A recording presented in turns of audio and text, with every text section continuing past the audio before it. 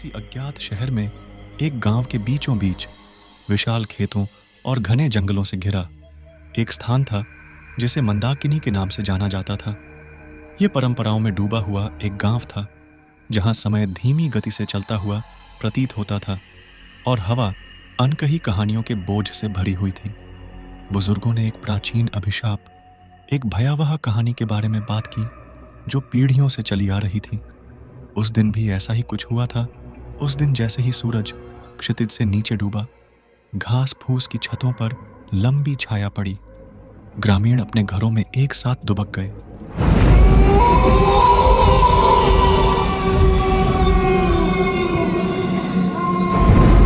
रात अपने साथ एक स्पष्ट भय लेकर आई, क्योंकि ऐसा कहा जाता था कि अतीत की भूतियां आत्माएं अंधेरे के बाद स्वतंत्र रूप से घूमती थीं।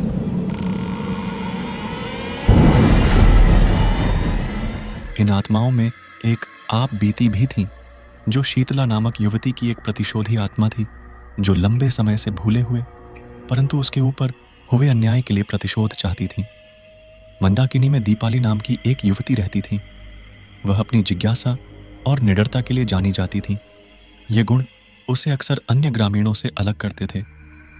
एक शाम अज्ञात आकर्षण का विरोध करने में असमर्थ दीपाली ने गांव के बाहरी इलाके का पता लगाने का फैसला किया, जहां एक टूटी फूटी हवेली के प्राचीन खंडहर थे। जैसे जैसे वह छाया में गहराई तक जाने लगी, हवा ठंडी होती गई और सरसराती हुई पत्तियां सावधान करने वाली कहानियां सुनाने लगी। दीपाली उस ढहती हुई हवेली में पहुंची। उसकी दीवारें भयानक नक्काशी से सजी थीं, जो गांव के इतिहास में लंबे समय से दबी एक त्रासदी की कहानियां बता रही थीं। निश्चिंत होकर उसने भीतर के अंधेरे में कदम रखा। अंदर दीपाली को एक पुरानी डायरी मिली, जिसमें गांव के अंधेरे अतीत का विवरण था। इसमें एक निषिद्ध प्रेम, एक विश्वासघात की बात की गई थी, जिसने घटनाओं की एक श्रृंखला को जन्म दिया था, जिसके कारण शीतला को अभिशाप मिला। जैसे ही उसने अंतिम ठंडी प्रविष्टियां पढ़ीं, कमरे में एक ठंडी हवा चली और मोमबत्तियां अशुभ रूप से टिमटिमाने लगी। दीपाली किसी की उपस्थिति को महसूस करते हुए छाया से उभरती हुई एक वर्णक्रमीय आकृति को खोजने के लिए मुड़ी। शीतला का अलौकिक रूप उसके सामने प्रकट हो गया।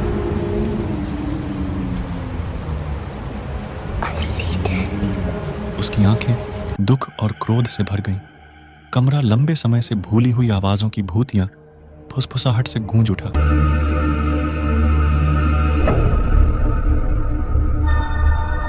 शीतला की आत्मा ने दीपाली को जकड़ लिया और उसको ऊपर की तरफ खींचने लगी, और एक फांसी का फंदा दीपाली के गले को कसने लगा था। दीपाली जोर से चिल्लाई कि मैंने क्या बिगाड़ा है? तुम्हारा जो मुझे मार रही हो, मैं तो तुम्हारी मदद करना चाहती हूँ। प्रतिशोध में जल रही शीतला की आत्मा ने उसकी बात सुनकर उसको नीचे उतारा और उसका गुस्सा एक करुणा भरे आंसू में बदल गया। प्रतिशोधी भावना ने उसे प्रेम की दुखद कहानी सुनाई, जो ईर्ष्या और धोखे से टूट गया था।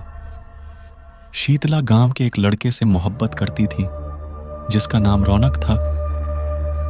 जब प्रेमियों ने जान लिया कि गांव वाले उनके रिश्ते को स्वीकार नहीं करेंगे, तो रौनक ने शीतला को भाग जाने को कहा, पर शीतला ने मना कर दिया। इस पर रौनक ने उसको बदनाम करने की धमकी दी। शीतला ने सारी बात अपने घर वालों को बताई, तो उसके घर वालों ने रौनक की शिकायत पंचायत में करने के लिए कहा। तो रौनक ने माफी मांगी और हमेशा के लिए शीतला से रिश्ता तोड़ने को बोलकर चला गया। उसी रात को जब शीतला सो रही थी, तो रौनक ने अपने एक दोस्त की मदद से शीतला को उसके घर से गायब करवा दिया और खुद गांव में ही रुका रहा।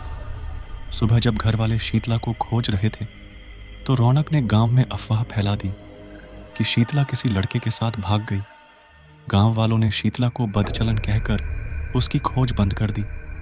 जब सारा मामला शांत हो गया, तो रौनक और उसके दोस्तों ने मिलकर शीतला के साथ जबरदस्ती की और फिर उसको गांव के पास ही बहुत सालों से वीरान पड़े कुएं में फेंक दिया और ऊपर से घास फूस डालकर कुएं का मुंह बंद कर दिया।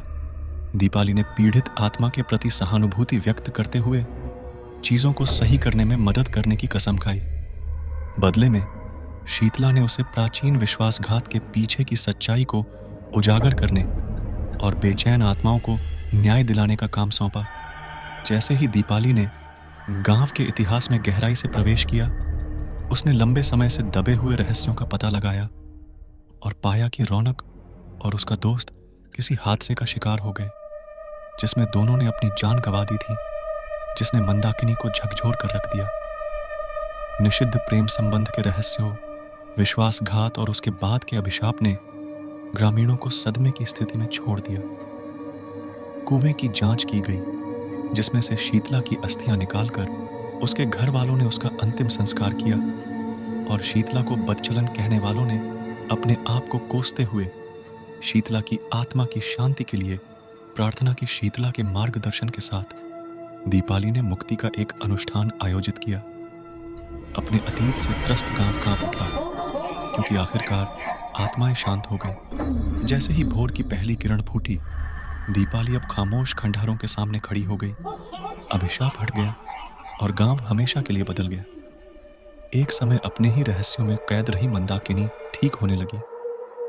दीपाली की बहादुरी और करुणा ने अतीत की बेड़ियों को तोड़ दिया था और ग्रामीण हालांकि हमेशा के लिए बदल गए थे। प्रिय दर्शकों, यह कहानी एक काल्पनिक घटना पर आधारित है। इसका वास्तविक जीवन से कोई संबंध नहीं है। यदि कोई समानता होती है तो इसको महज एक संयोग माना जाएगा।